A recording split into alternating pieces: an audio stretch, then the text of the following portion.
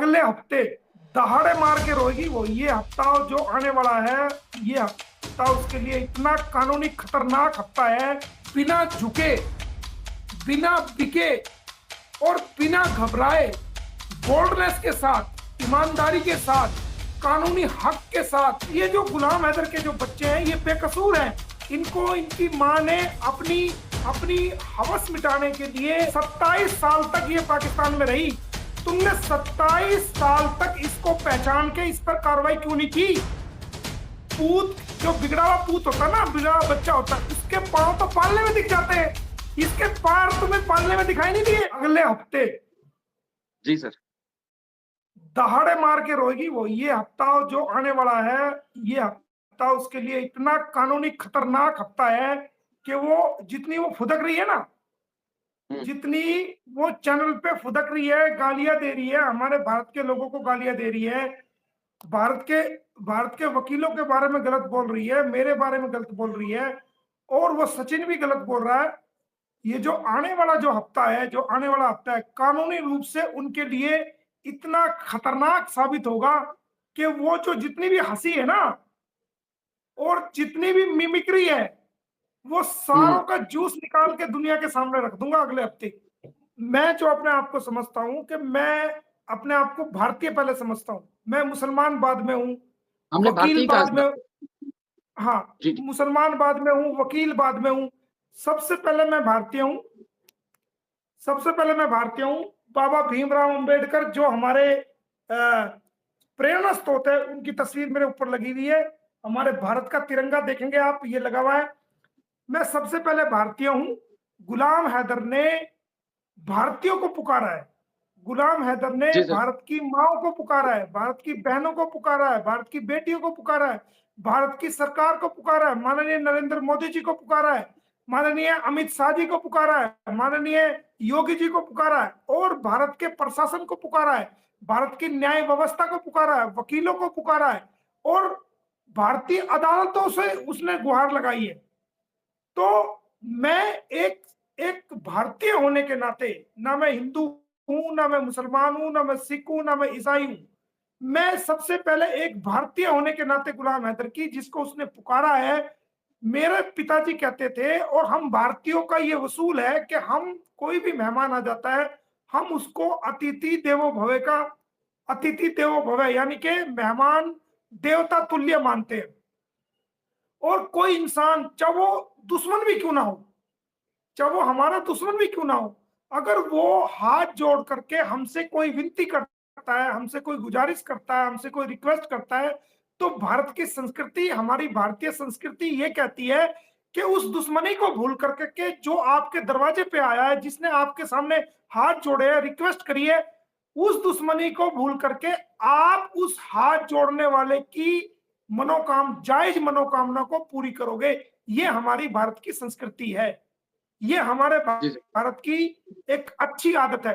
तो मैं एक भारतीय होने के नाते उसकी मदद कर रहा हूं। मेरे भारत के लोग, मेरी भारत की बहनें, मेरी भारत की माएं, मेरी भारत की बेटियां, वो ये नहीं देख रहे कि ये पाकिस्तान का है, वो ये नहीं देख रहे कि ये पाकिस्तानी है, नहीं, वो ये देख रहे कि ये एक पिता है, ये एक अभागा बाप है, इसके साथ जुल्म हुआ है। इस नाते से वो सभी लोग, इस नाते से वो सभी लोग गुलाम हैदर की सपोर्ट कर रहे हैं। और उसके बाद आ जाओ कि ये काम करने का तरीका क्या। अब मैं वकील हूं, पहले मैं भारतीय हूं, फिर मैं वकील हूं, कि मेरा क्या दायित्व है एक भारतीय वकील का, जिसको एक पूरी दुनिया के लोग देख रहे हैं, जो एक इंसानियत के नाते मैंने जो केस लिया है, कोई लालच नहीं, कोई फीस का लालच नहीं, कोई पैसों का लालच नहीं, कोई ये मुकदमा पाकिस्तान का नहीं, बल्कि एक अभागे पिता का मुकदमा मैंने लिया है। तो मैं उसको जिम्मेदारी के साथ, बिना झुके, बिना बिके और बिना घबराए, बोल्डनेस के साथ, ईमानदारी के साथ, कानूनी हक के साथ, कानूनी नॉलेज के साथ इस केस को मैंने किया है और मैंने कर दिया है। दुश्मनों का मुकाबला करते हुए जो मेरे सामने से जो आंधी है, जो खतरनाक आंधी जो चल रही है, उस आंधी को चीरते हुए मैं आंधी की डायरेक्शन में नहीं बहा हूं कि जिस रुख को आंधी जा रही है उसके उसके साथ मैं उसी डायरेक्शन में चला जाऊं, जिस रुख को आंधी जा रही है मैं उसी रुख में चला जाऊं, नहीं, बल्कि आंधी जिस रुख से आ रही है उस डायरेक्शन को छाती खोल कर चीरता हुआ निकला हूं और निकल के दिखाऊंगा, पूरी दुनिया को दिखा दूंगा कि इंसानियत की जीत कभी ना हारी है, ना हारी थी और ना कभी हारेगी। इंसानियत पहले है, धर्म जाति ये सब चीज बाद में है। बाउंड्रीज किसी भी मुल्क की बाउंड्रीज हैं, ये यहाँ का है, वहां का है। इंसानियत को की कोई बाउंड्रीज नहीं है। इंसानियत किसी भी इंसान के साथ हो सकती है। कल को कोई हमारा भारतीय पाकिस्तान में फंस जाए तो आप जैसा कोई ना कोई व्यक्ति ऐसा खड़ा हो सकता है इंसानियत के नाते, जो बेकसूर फंस जाए, तो वो हम लोग तो वहां जा नहीं सकते, उनके लिए कौन खड़ा होगा? उनके लिए आप जैसे लोग खड़े होंगे जो इंसानियत को मानते हो, जो बेकसूर फंस गया हो। तो ये जो गुलाम हैदर के जो बच्चे हैं ये बेकसूर हैं। इनको इनकी मां ने अपनी अपनी हवस मिटाने के लिए, अपनी नाजायज संबंध को बनाने के लिए इन बच्चों की जिंदगी को तबाह और बर्बाद किया है। और मैं आपको बता दूं, आज तक इन बच्चों का कहीं भी स्कूल में एडमिशन रेगुलर नहीं हुआ है। तो इन 1 साल हो गया, जी, तो वहां अच्छे वाले स्कूल में पढ़ रहे थे, तो अपना घर बर्बाद कर दिया, सामान बर्बाद कर दिया, रिश्ते बर्बाद कर दिए, फैमिली बर्बाद कर दी, बच्चों का भविष्य बर्बाद कर दिया, अपने रिश्तेदारों से ताल्लुक बर्बाद कर दिया, अपने देश को ये जो गालियां निकालती है, हमारे भारत में आकर के हमारे भारत की बहनों को गालियां निकाल रही है, हमारे भारतीयों को गालियां निकाल रही है, भारत के मुसलमानों को गालियां दे रही है, भारत के हिंदू भाइयों को गालियां दे रही है, हिंदू बहनों को गालियां दे रही है, भारतीय वकीलों को गालियां दे रही है। तो ये क्या है? हमने जो हमें गालियां दे रही है, मैंने तो आज तक कोई गाली नहीं दी इसको। मैंने जी, तो सचिन को भी, सचिन के अलावा आज तक दुनिया पता नहीं क्या क्या बोलती है, मैंने सचिन को आज जी, तक सचिन के अलावा कुछ भी नहीं कहा। मेरा एक ही नारा है शुरू से, गुलाम हैदर के बच्चों को, उस बाप को जिसके साथ धोखा हुआ उसके बच्चों को उसको दिलवाऊंगा और इसको जेल कराऊंगा। मेरा दो ही मकसद है। मैंने तो आज तक ये भी नहीं कहा कि भाई सचिन को मैं जेल कराऊंगा, मैंने कहा है आज तक? सुना आपने किसी ने? नहीं, क्योंकि सचिन हमारा भारतीय है। हो सकता है कि मैं उसको कहीं ना कहीं किसी कॉर्नर पे उसके लिए सॉफ्ट कॉर्नर कर लूं, क्योंकि वो इंडियन है और मैं नहीं हुँ, चाहता मेरे हाथ से किसी इंडियन का नुकसान हो। मैं नहीं चाहता मेरे हाथ से मेरे भारत के किसी लोग का कोई, मेरी कलम से उसका नुकसान हो या उसको जेल हो। लेकिन अगर अगर वो लोग नहीं मानेंगे तो फिर मुझे मजबूरन उन लोगों को भी घसीटना पड़ेगा और मैं उनको घसीट रहा हूं, उनको जेल में वजह सर करूंगा। आपको जिस किस्म की मुज़ाहमत का सामना करना पड़ रहा है, आपको ये स्टेप उठाने से पहले आपके स्टेप उठाने से पहले, वहाँ की जो गवर्नमेंट है, वहाँ के जो शासन, प्रशासन या पुलिस जितने भी डिपार्टमेंट है, उनको नहीं एक्टिव होना चाहिए था। ये मोमिन मलिक को गाली नहीं पड़ रही, ये भारतीय को गाली पड़ती असल है। में बात ये है कि ये जो सीमा हैदर, जो ये आपकी जो सीमा हैदर जो है, ये आपकी प्रोडक्शन है ना, ये आपकी प्रोडक्शन ही गलत हुई है। ये आपने आपने कैसा बीज पैदा किया है, ये कैसा बेशरम बीज पैदा किया आपने। ये खेती गलत की करी है पाकिस्तान ने, ऐसा गंदा बीज पैदा कर दिया, इसको भुगत रहे हमें, हमारे भारत की जनता भुगत रही है, हम भुगत रहे हैं, भारत के लोग भुगत रहे हैं, भारत की एजेंसीज भुगत रही है। ये बीज तो वहीं का है ना, ये भारत का बीज नहीं है, ये तुम्हारा। ये एक मिनट, ये देखो, सारी दुनिया, सारा देश कभी गलत नहीं होता, सारे इंसान कभी गलत नहीं होते। मैं सिर्फ सीमा हैदर की बात कर रहा हूं। ये जो तुम्हारा जो सीमा हैदर का नाम का जो बीज तुमने बोया है, जो ये बोया गया है, ये बीज सड़ा हुआ बीज तुमने बो दिया। इसकी इसकी ये तो 1 साल से यहां ही है, 26-25 साल की, 27 साल ये वहां रही, सर, तो तुमने इस सर, सड़े हुए बीज को पहचाना नहीं था? सर, इसकी हरकतों को आप माइंड नहीं पहचानते। कीजिएगा। सत्ताईस आप तुम्हें माइंड नहीं सत्ताईस कीजिएगा। एक मिनट, तुम्हें सर एक देखिए मिनट, तुम्हें देखो, एक मिनट, तुम्हें शायद बुरा ना लगे लेकिन मैं अपनी बात कहने दो।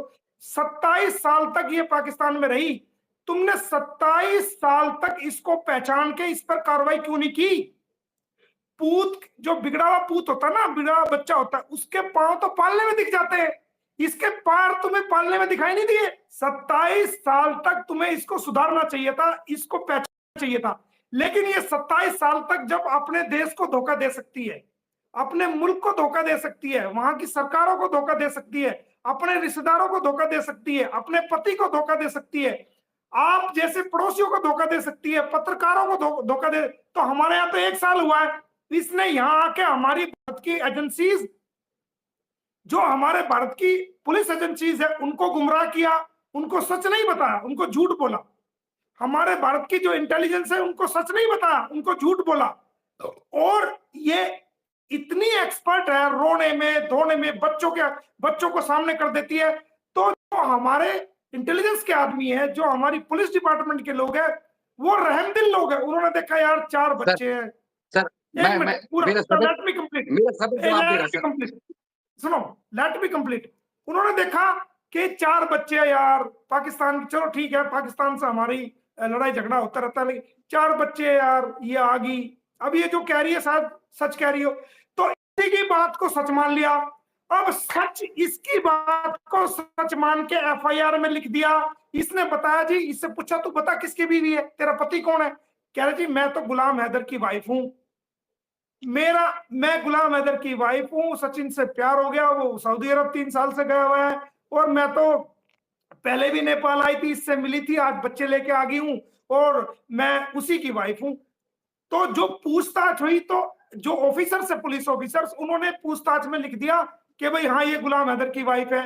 कोर्ट में गई, इसने कोर्ट को भी धोखा दिया। कोर्ट ने पूछा हाँ भाई सर नाम बताओ, इसने कहा सीमा हैदर, वाइफ, पति का नाम मेरा गुलाम हैदर। ठीक है, कोर्ट ने भी लिख दिया गुलाम हैदर, पति का नाम। जमानत लगी, उसमें पूछा हाँ भाई नाम बताओ, सीमा हैदर, पति का नाम गुलाम हैदर। ठीक है, वो जमानत भी मंजूर होगी। अब जेल वालों ने जब जेल में भेजा, उन्होंने पूछा क्या नाम है, सीमा हैदर, पति का नाम गुलाम हैदर। अब जब जेल से बाहर आ गई, जमानत होगी, एफआईआर दर्ज होगी, सारे काम हो गए, बाहर निकल के, और फिर वो जो पल्ला सर पे था वो उठा के फेंक दिया, सचिन की पत्नी हूं। तो सर ये बीज खराब, 1 मिनट, ये जो बीज खराब हुआ है ना, ये पाकिस्तान का खराब करा हुआ बीज है। ये वही सर पहचान के इसको वही दफन करना, इसको, इस बीज को पहचान के इसका वही इलाज करना चाहिए तुम्हें, इसकी छत्रोल वही सर करनी चाहिए थी। ये बीमारी भारत में क्यों आने दी, ये बताओ।